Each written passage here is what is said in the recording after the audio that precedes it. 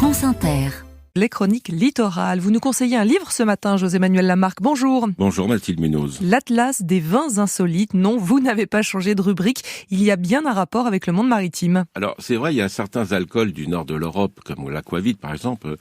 Une bouteille d'aquavit célèbre, eh bien, avant qu'on vous la vende, il faut qu'elle fasse le tour du monde, en bateau. Puis en Grèce, par exemple, pour un certain ouzo, les graines d'anis, avant qu'on fasse de l'ouzo, eh bien, on va les laisser dans des toiles de jute dans la mer Égée pendant un certain temps. Sauf que là, on parle des vins avec Pierrick Bourgault.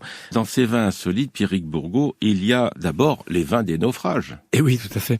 Que ce soit les naufrages anciens de l'Antiquité où les bateaux transportaient des amphores. Alors évidemment, il n'y a plus de vin dans ces amphores 20 siècles plus tard.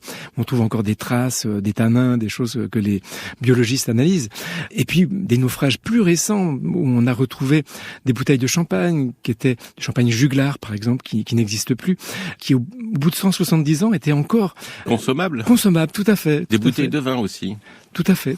Mais par rapport au naufrage, il a fallu aller les chercher quand même. Bien sûr, en retrouvant l'épave, qui était une épave de navire marchand, on a retrouvé ces vins qui avaient passé 170 ans à basse température, à 12 degrés, dans l'obscurité, donc ce sont des bonnes conditions de conservation. Alors les bouchons ont tenu plus ou moins. C'est vrai que les vins du Titanic, par exemple, à la profondeur où il est immergé, les bouchons sont rentrés dans les bouteilles. Enfin, il est très peu probable qu'on retrouve du vin du Titanic. La pression. Voilà, à cause de la pression. Mais quand les fonds marins sont assez proches, eh bien on peut retrouver effectivement des bouteilles, les déguster, les comparer. Enfin, ce sont des grands moments effectivement. Et puis aujourd'hui, on fait du vin alors, sur terre, bien évidemment, avec des vignes. Sauf qu'après, pour un certain vin, on met les bouteilles sous la mer. Tout à fait. Alors, ce n'est pas le veau sous la mer, qui est autre chose, c'est le vin sous la mer. Alors, certains vignerons tentent l'expérience. Ils immergent, que ce soit en Bretagne, au Pays Basque, en Aquitaine, ils immergent des containers avec des bouteilles à des endroits soigneusement repérés pour pouvoir les récupérer ensuite. Mais les bouteilles sont en contact avec l'eau, bien sûr. Alors, il y a un premier résultat assez rapide au bout de quelques mois qui est esthétique, à savoir que des micro-organismes marins, des coquillages se fixent sur les bouteilles et, de toute évidence, ce sont des bouteilles très originales. Alors, le vin, que devient-il ? Bah oui, justement. Voilà. Donc, le vin, le bouchon est ciré pour éviter toute intrusion, toute pénétration, toute intrusion du sel dans la bouteille. En fait, ça dépend un petit peu des courants marins, parce que si les bouteilles sont légèrement agitées, il peut évoluer plus vite. À 12 degrés de l'obscurité, il évolue assez lentement. Les dégustateurs s'accordent à dire que le vin est plus frais, plus jeune, des arômes un peu salins, ce qui n'est pas étonnant.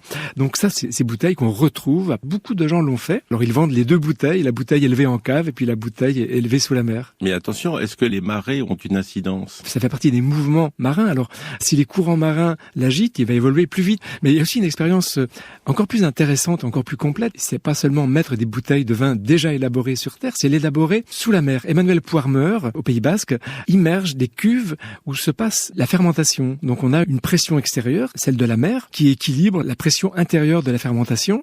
Donc ces vins sont véritablement vinifiés sous la mer et pas seulement conservés sous la mer. Et est-ce que les vignes de bord de mer, justement, la mer a une influence ? Alors oui, bien sûr, la mer a une influence très positive. J'en parlais avec des vignerons en Sardaigne qui sont tout près de la Méditerranée, et les vents marins assèchent les vignes, évitent, en cas de pluie, que le mildiou s'installe. Et ça, c'est vraiment faire du bio, par exemple, dans ces conditions, grâce aux vents marins, c'est plus facile que de le faire dans une zone très humide et qui n'est pas ventée. Est-ce qu'un jour, on aura une appellation vin marin ?